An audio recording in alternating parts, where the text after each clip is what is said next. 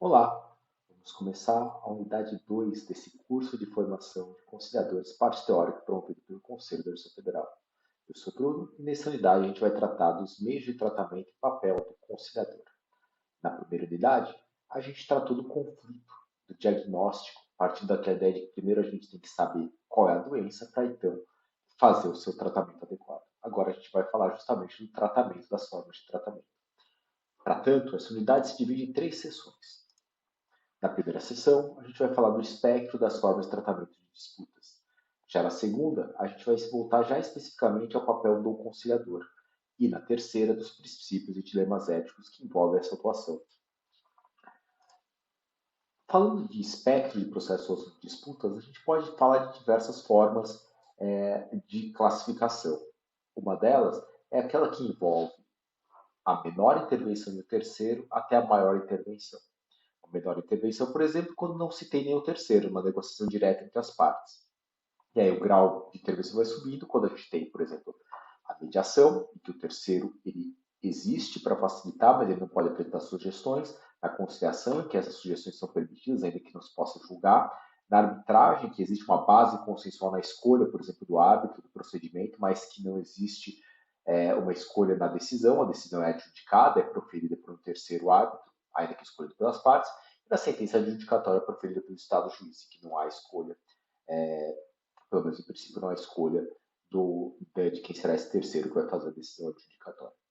Outras formas de classificação que são habituais são aquelas, por exemplo, que falam em meios autocompositivos e heterocompositivos. Autocompositivos, em que a solução é trazida, é dada pelas próprias partes, seja ou não com auxílio de terceiro, ou seja, pode ser autocompositivo também na mediação e na conciliação, embora haja essa participação do terceiro mediador ou conciliador. Ou adjudicatórios, em que as partes não decidem, a decisão é colocada nas mãos do terceiro, seja árbitro ou juiz, o que acontece na arbitragem ou na sentença do juiz adjudicatório. Outra possibilidade de classificação é aquela que fala que existem mecanismos consensuais, adjudicatórios e mistos. Consensuais, aquelas que são baseadas no consenso, na mediação, negociação e conciliação, e adjudicatórios, aquelas que são baseadas numa decisão imposta, adjudicada por um terceiro, como é o caso da arbitragem da sentença judicial adjudicatória. E mistos, o que envolve duas formas, por exemplo, casos que se tem uma cláusula prevendo uma mediação e se der errado uma arbitragem, uma média-árbitro, ou ao contrário, uma arbitragem seguida de mediação, uma arbitmédia, assim por diante. Existe uma multiplicidade de formas outras de tratamento dos conflitos, né? Especialmente se a gente consegue ver diversos exemplos no cenário norte-americano, como mini trial, como esse média-árbitro, arbitmédia, assim por diante. O importante, de todo modo, aqui para o nosso curso, é perceber que não existe uma hierarquia entre os mecanismos, como não existe uma hierarquia entre remédios que a gente vai usar para tratar o paciente. O que existe é o remédio adequado, o medicamento adequado para aquele conflito. Então, pode ser que determinado conflito seja mais bem tratado pela conciliação ou pela mediação, mas pode acontecer que o melhor tratamento seja justamente um meio adjudicatório, seja que se coloque a decisão nas mãos do terceiro do juiz. O que é importante ressaltar aqui é que não existe hierarquia e não é porque a gente está no curso de meios consensuais que a gente vai deixar de admitir que certos casos, ou na nossa atuação como conciliador, que certos casos não são apropriados à própria conciliação ou à própria mediação, no sentido mais amplo, próprios meios consensuais.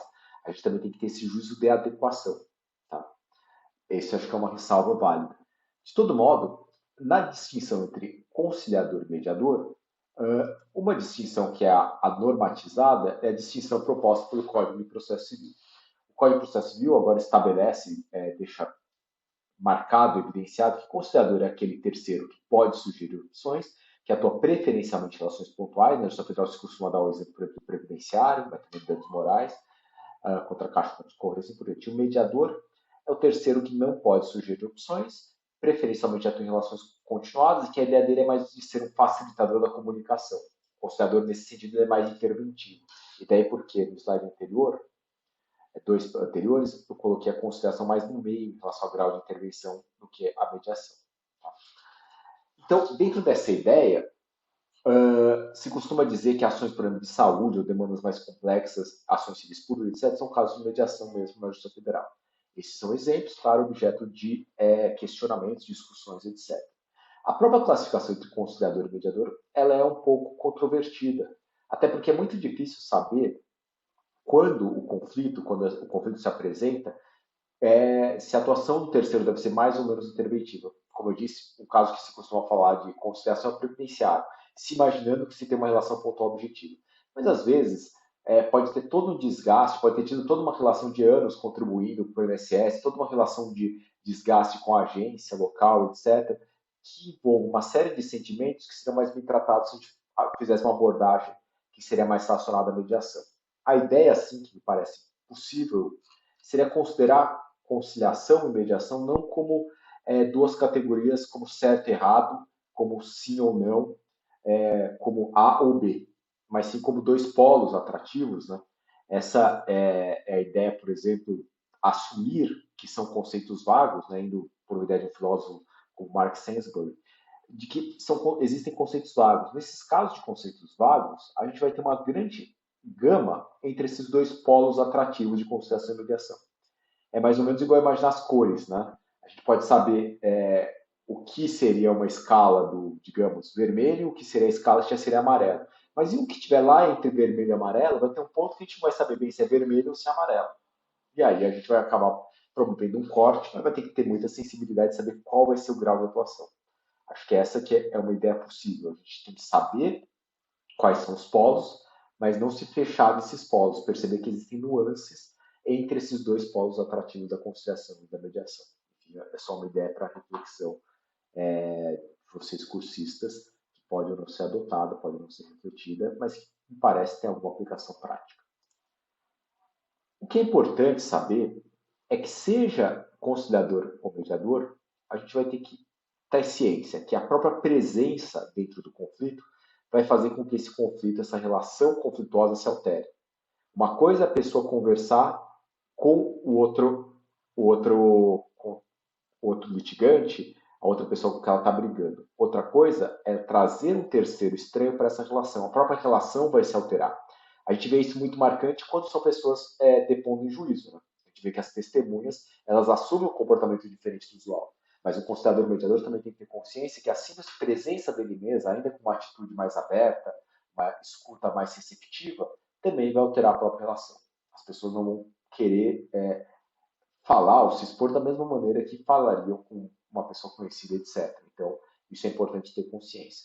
É importante também ter consciência que mesmo o conciliador, e assim o mediador também, eles são facilitadores da comunicação. A gente, como regra, vai ter conflitos que decorrem de problemas da comunicação. Né? Uma informação errada do INSS, uma dificuldade em determinado documento, uma questão de dano moral que pediu acesso por conta de porta giratória da Caixa, né, agência bancária e assim por diante. E, por fim, o que é importante saber também é que nessa atuação do terceiro facilitador existem princípios de atuação.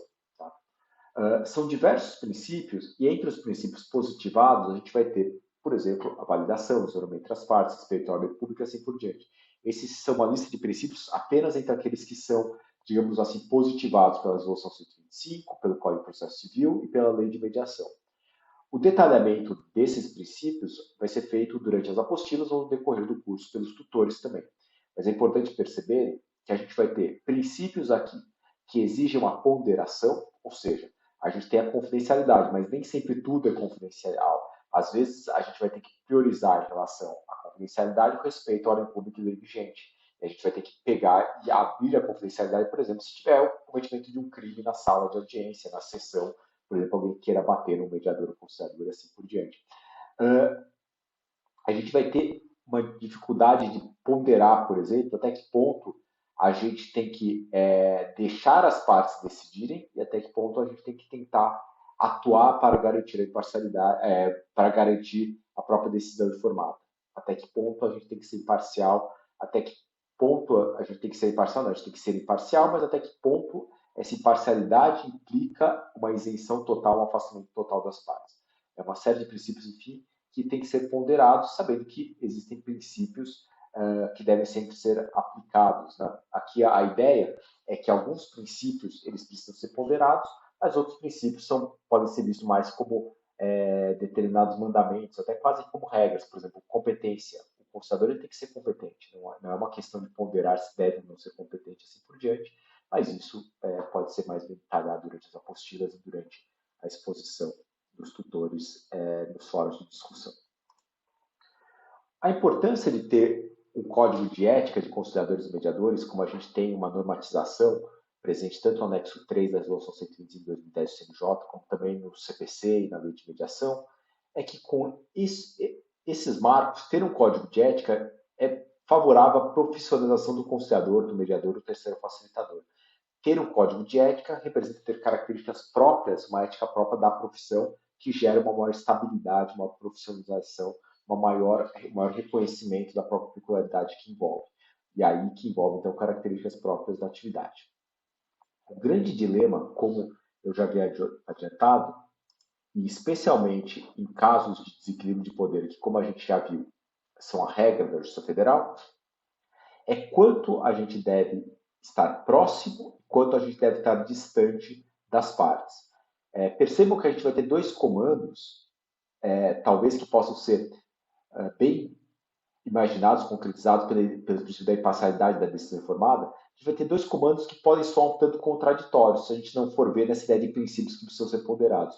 Um é de que o terceiro facilitador, o conciliador, ele deve estar distante das partes, porque ele deve ser imparcial. Ele tem que ser imparcial, ele não pode assumir a defesa de nenhuma das partes, não pode pender para nenhum dos lados. Só que do outro, ele tem que estar próximo para que as partes possam ter uma decisão, tomar uma decisão que é dela, sim, mas que seja informada.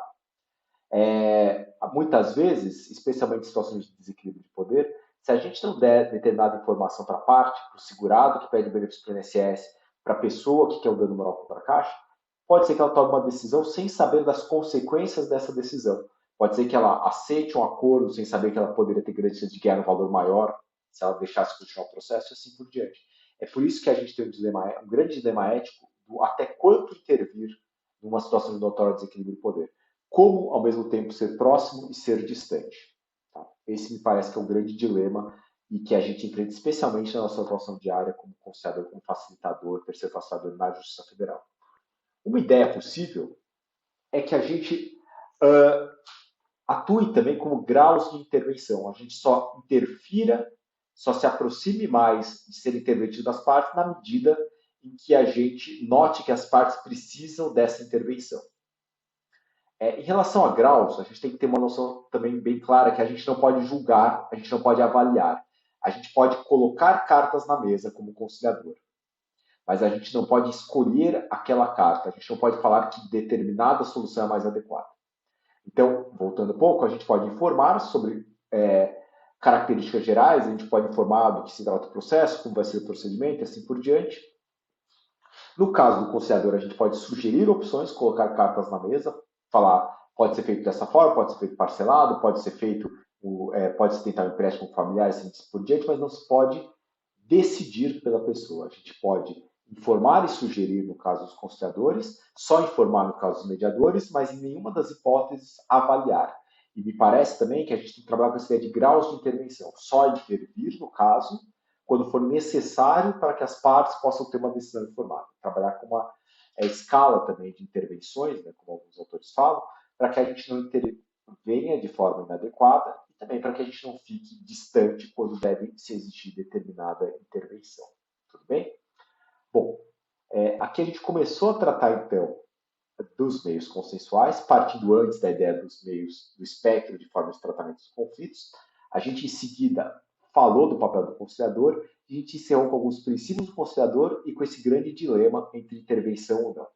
Como vai se dar essa intervenção? Vai ser nas fases do procedimento conciliatório e valendo-se de determinadas técnicas, que é justamente o que a gente vai ver na unidade seguinte. Espero que esteja aproveitando o curso até aqui. A gente se vê, então, na unidade 3. Muito obrigado.